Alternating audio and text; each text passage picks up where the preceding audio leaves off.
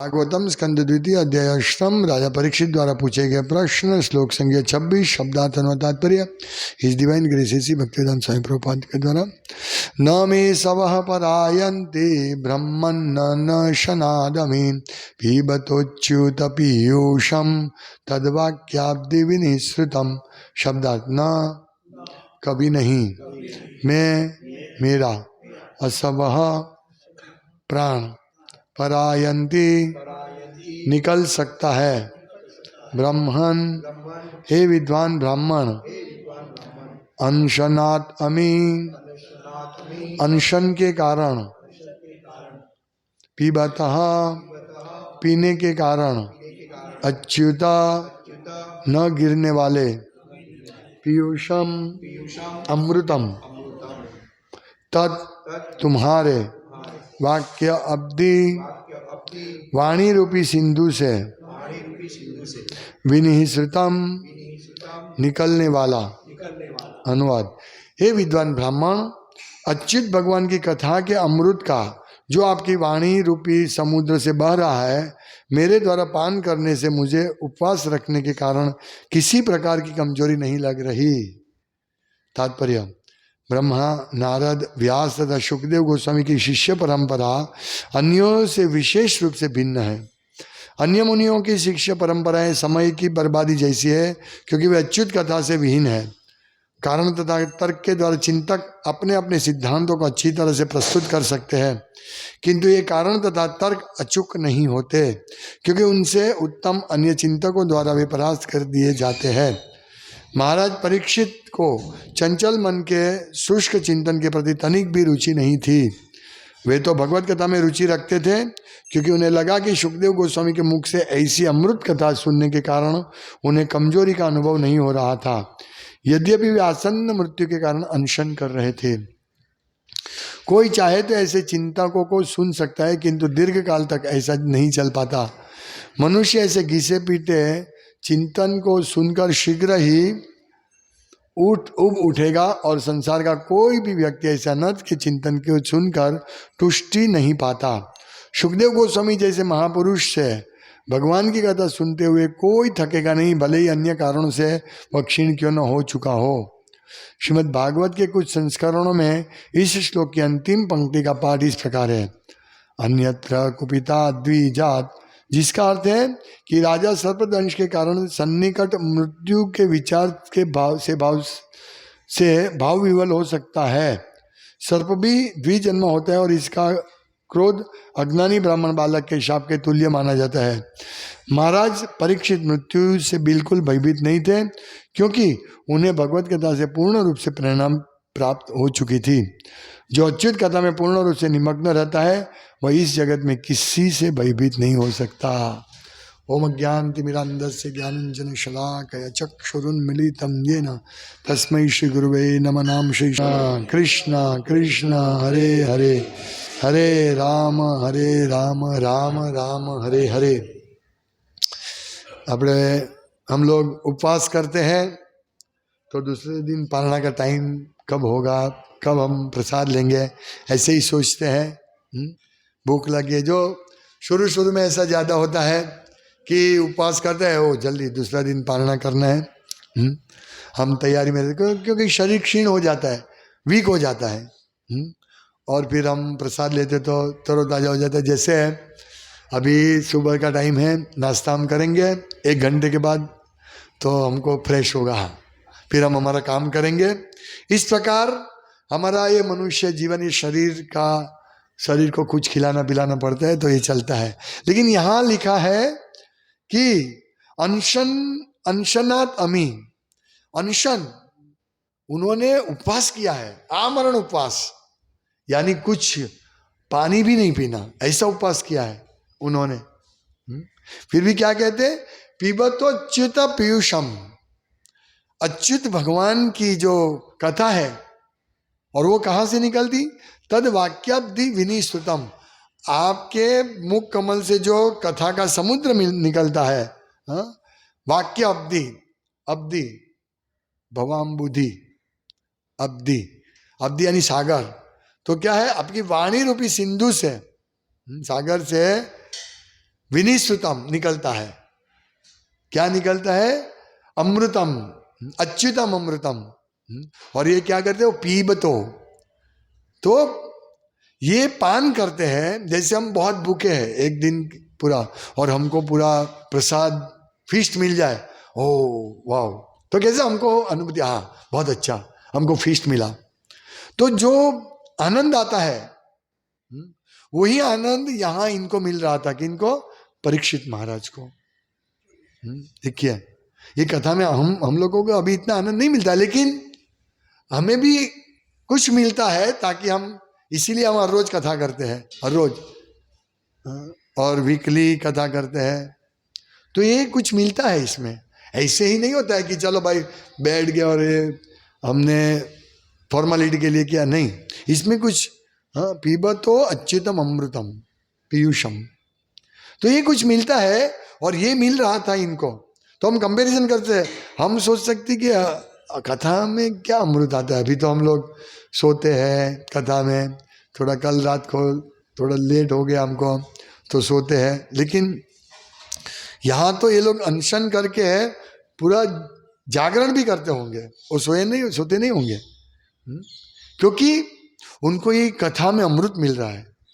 प्रभुपाद लिखते हैं कि महाराज परीक्षित मृत्यु से बिल्कुल भयभीत नहीं थे, क्योंकि उन्हें भगवत कथा से पूर्ण रूप से प्रेरणा प्राप्त हो चुकी थी।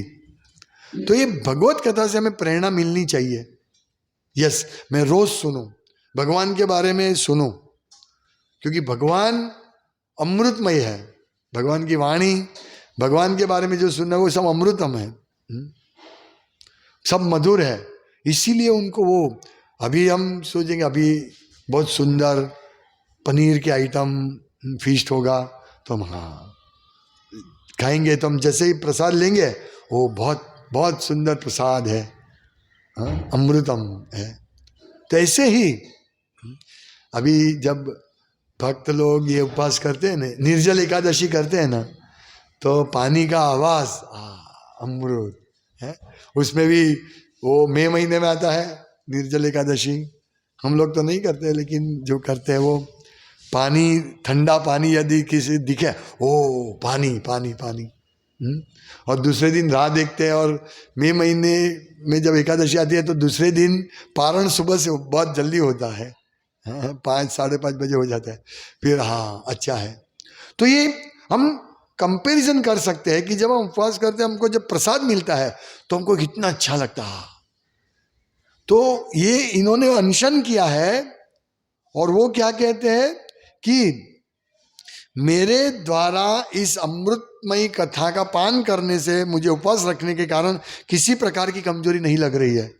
हम ये समझ सकते हैं ना, ये कोई स्पेकुलेशन नहीं है, लेकिन उसको उसमें उनको वास्तव में आनंद मिल रहा है, उनको बिल्कुल आनंद मिल रहा था, इसीलिए वो सुनने के लिए तैयार थे, है ना। जैसे अभी हम सब लोग व्यास पूजा में जाएंगे तो महाराज से सुनने के लिए हम तैयार रहते हैं, ओ महाराज का क्लास है चलो सुने। तो एक हम तो अभी भी भौतिक आकांक्षा इच्छा कामनाओं के लेकर घूमते हैं, इसीलिए हम लोगों को इतना रुचि नहीं जितना ये परीक्षित महाराज को है। तो हमें वो लेवल पर आना है कि यस कथा का अमृत पीबतो अच्युतम पीयूषम, पीबतो अच्युत पीयूषम। बस मैं ये अच्युत भगवान कृष्ण की कथा को पीता रहूं। ये कब हमारा दिन आएगा?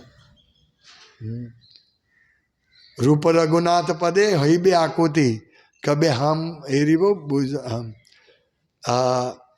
श्री, ये है ना, गौरांग बलिते हबे पुल के शरीर हरि हरि बलिते नयने बलि, नयने गौरांग बलिते हबे पुला का शरीर हरि हरि बलिते न याने बबे नीरा। मतलब गौरांगी कथा, गौरांग का नाम सुनने से मेरे रोंगटे खड़े हो जाएंगे और वो मेरी आंखों में से अश्रु, प्रेम के अश्रु की धारा कब बहेगी? विषय छाड़िया कबे शुद्ध हबे मना कबे हम बूझीबो जुगल प्रीति। ये पॉइंट है। इन्होंने सब विषय छोड़ दिया था। किसने? परीक्षित महाराज ने। इसीलिए हाँ, उनका पूरा हृदय शुद्ध था और वो हृदय में मुंह के द्वारा वो कथा पीकर वो अमृत को वर्षा कर रहे थे अपने आत्मा के ऊपर। समझिए। और ये न तव कथामृतम तप्त जीवनम। हमारे जीवन, ये तप्त जीवन है हमारा, बहुत कठिन जीवन है। उसमें भगवान की कथा का अमृत का वर्षा होगी तो हमारा शांत हो जाएगा। कवि बीरी बुढ़ीतम कल्मशाप हम, हमारा सब कल्मश निकल जाएगा। इसीलिए अभी जो हमारी अवस्था है, इस अवस्था में हमारे हृदय में बहुत सारी इच्छा है, काम वासना है। तो ये अमृत, अभी जो हम अमृत पी रहे हैं, हमें अमृत का स्वाद नहीं लग रहा है, थोड़ा थोड़ा लग रहा है, ऐसा नहीं कि बिल्कुल नहीं लग रहा है। जैसे जिनको पी लिया हुआ उसको गन्ने का रस, शेरडी चबाते तो तुरा लगता है, मीठा नहीं लगता है। તમને ખબર હશે, है ना? हाँ, શેરડી नहीं, શેરડી જેને કમળો થયો હોય, कमड़ाમાં उसकी एक दवा है। ऐसे हम लोग ये रोज कथा सुन रहे हैं ना, तो हम दवा पी रहे हैं, दवा पी रहे, टॉनिक, ये टॉनिक पी रहे हम लोग। और एक दिन ये टॉनिक की असर ऐसी होगी, हमारा रोग, ये काम वासना का जो रोग है, इच्छा, डिजायर, वो निकल जाएगा और फिर हम बोलेंगे, ऐसा ही बोलेंगे। यही सुखदेव परीक्षित महाराज का यही वाक्य हम बोलेंगे, पीबतोच्युतम पीयूषम तद वाक्याब्धि विनिश्रुतम। आपके मुंह से निकली वाणी का सागर निकल रहा है, वो मुझे बहुत अच्छा लग रहा है।